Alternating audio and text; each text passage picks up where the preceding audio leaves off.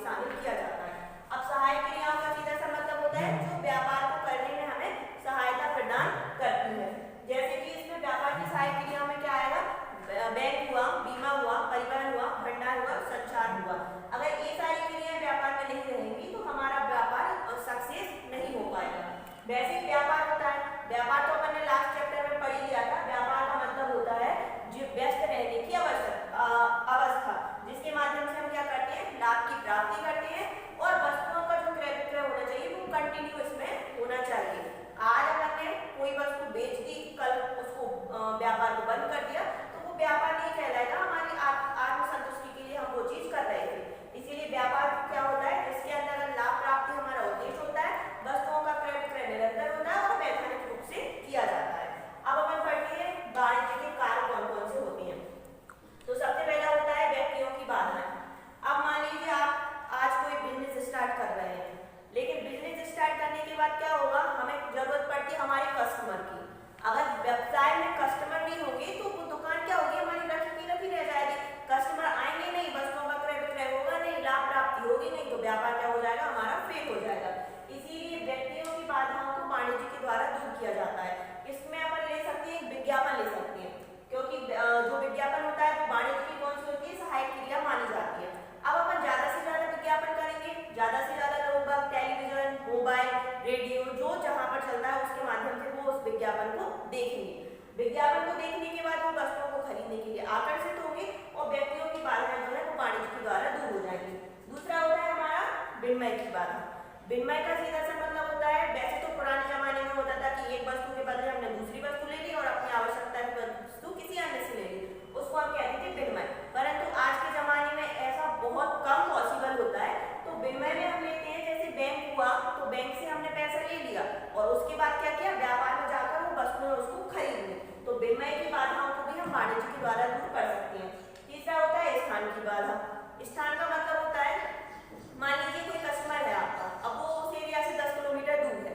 अब 10 किलोमीटर दूर आप उस वस्तु को कैसे पहुंचाएंगे, जब आपके पास परिवहन के साधन होंगे।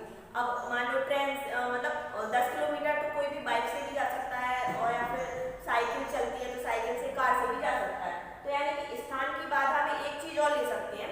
मान लीजिए मौसम खराब चल रहा है, अब आपके पास अगर स्टोर है आपका, तो आप क्या करेंगे, उन चीजों को आप स्टोर करके रख लेंगे और जब आवश्यकता होगी तो हम उन चीजों को कस्टमर को प्रोवाइड करा देंगे। तो स्थान की बाधा भी वाणिज्य के अंतर्गत दूर की जाती है। चौथा होता है जोखिम की बाधा। अब जोखिम तो हमने लास्ट चैप्टर में पढ़ा था कि इसको व्यवसाय का अनिवार्य अंग माना गया है, क्योंकि अगर जोखिम नहीं होगा तो कोई भी काम सक्सेस नहीं होगा। अगर हम भी कहीं जाते हैं तो दो पॉसिबिलिटी होती है, अब हो सकता है हम सक्सेस हो जाए, हो सकता है हम सक्सेस ना हो। तो जोखिम का मतलब होता है कि हमने बीमा करा लिया अपने माल का, ठीक है। अब हमने बीमा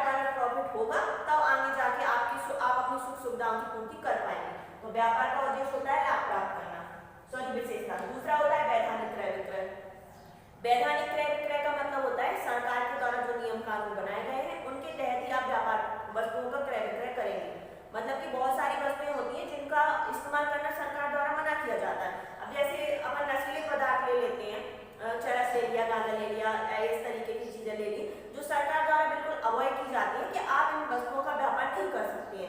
तो आप अगर कोई व्यवसाय कर रहे हैं तो उसके अंदर वही वस्तु लेंगे जो सरकार द्वारा अपन को अलाउ की गई है, जो वैधानिक रूप से वैध होती है। अब माल और सेवाओं का विपणन, अपन ने लास्ट चैप्टर में पढ़ा था, माल का मतलब तो गुड्स होती हैं, जैसे कि फर्नीचर ले लिया अपन ने, या फ्रीज ले ली, या बहुत सारी चीजें होती है जो जिनको अपन देख सकते हैं, तो वो हमारी वस्तुएं हो गई। सेवाओं का मतलब होता है डॉक्टर्स हुए, वकील हुए, सीए, सीएस, जो इनका प्रोफेशन होता है। तो व्यापार के अंदर क्या किया जाता है, वस्तुओं और सेवा दोनों का विनिमय किया जाता है। कस्टमर को हम गुड्स भी प्रोवाइड करते हैं और सर्विसेज भी प्रोवाइड करते हैं। चौथा होता है उपभोक्ता तक वस्तुएं पहुंचाना। कोई भी व्यापार होगा, सीधा सा उसका मेन मोटिव क्या रहता है, हम अपने कस्टमर को खुश करें, यानी कि उनको वस्तुएं उन तक पहुंचाएं, क्योंकि कस्टमर तक जब तक वस्तुएं नहीं पहुंचेगी तब तक वो व्यापार सक्सेस नहीं कहा जाएगा। तो अभी अपन ने पढ़ा वाणिज्य। वाणिज्य में क्या होता है, व्यापार का व्यापक रूप है और व्यापार का पर्यायवाची भी कहा जाता है। तो इसमें व्यापार को इंक्लूड किया जाता है और व्यापार से रिलेटेड जो उसकी सहायक क्रियाएं हैं उनको सम्मिलित किया जाता है। अब हम देखते हैं व्यापार के प्रकार कौन कौन से होते हैं। तो व्यापार दो प्रकार का होता है, एक होता है आंतरिक व्यापार और दूसरा होता है विदेशी व्यापार। तो सबसे पहले अपन देख लेते हैं विदेशी व्यापार क्या होता है।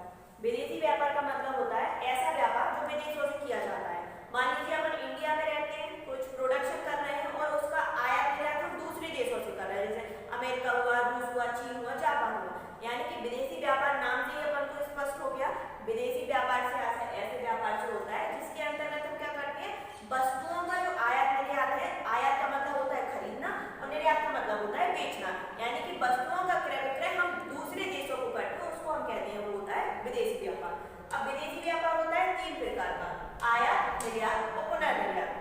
आयात का मतलब मैंने भी आपको बताया, जैसे कि अपन को क्या करना है, आयात के अंतर्गत वस्तुओं का क्रय करना है, ठीक है, तो उस चीज को हम कहते हैं आयात। निर्यात का मतलब होता है आपने इंडिया में चीज का प्रोडक्शन किया वस्तुओं का और उसको हमने विदेशों में बेचा, उसको हम कहते हैं निर्यात। अब पुनर्निर्यात का मतलब क्या होता है, जैसे मान लीजिए मुझे कोई कुछ गुड्स चाहिए था, रॉ मटेरियल, तो मैंने अमेरिका से लिया, प्रोडक्शन किया और उसको वहीं के वहीं दूसरे देशों में बेच दिया।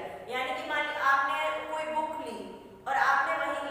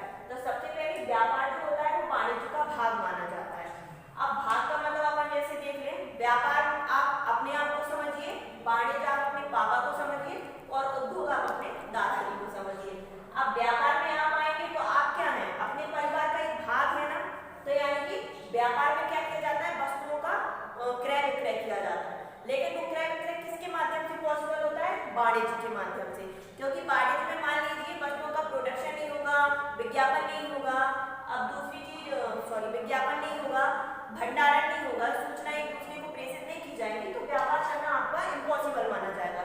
यानी कि आपके पास गुड्स आपने रख लिया, आपने माल अपने पास रख लिया, लेकिन उसमें ना उनको ग्राहकों को प्रोवाइड किया, ना सूचना करी, ना भंडारण किया, तो व्यापार इम्पॉसिबल माना जाएगा। इसीलिए व्यापार को वाणिज्य का भाग कहा जाता है। जैसे कि मान लीजिए आपके पेरेंट्स के बिना आप कुछ नहीं है, तो आप उनके भाग हैं तभी आपकी आजीविका चल रही है, वैसे व्यापार वाणिज्य का एक भाग माना जाता है। यानी कि ये छोटा रूप होता है और ये बड़ा रूप होता है। दूसरा होता है उद्योग वाणिज्य का आधार प्रदान करता है। आपकी फैमिली में जो आपके बड़े लोग होते हैं, जैसे कि ताऊ को मान लीजिए, दादाजी को मान लीजिए, तो वो क्या होती है, एक परिवार की नींव माने जाते हैं, उनके द्वारा बनाए गए रूल्स रेगुलेशन आपको फॉलो करनी पड़ती है। वैसे उद्योग वाणिज्य का आधार कैसे है, वाणिज्य में मान लीजिए सारी चीजें इंक्लूड होती है, व्यापार की सहायक क्रियाएं, बैंक हुआ, बीमा हुआ, परिवहन हुआ, लेकिन ये सारी चीजें पॉसिबल किसके माध्यम से हो रही है, जब हम वस्तुओं का प्रोडक्शन कर रहे हैं। तो उद्योग में जब हम वस्तुओं का प्रोडक्शन करते हैं, उसके माध्यम से हम क्या कर सकती हैं, वस्तुओं का क्रय विक्रय कर सकती हैं। समझने में टाइम लगेगा, बट बुक में आप एक बार रीड करेंगे आपको अच्छे से समझ में आ जाएगा।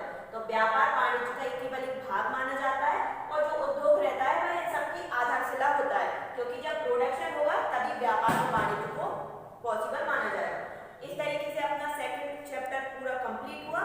आप इसके इसी तरीके से नोट्स बना लीजिए अपने अलग से प्रॉपर, और उनको समझने की कोशिश कीजिए।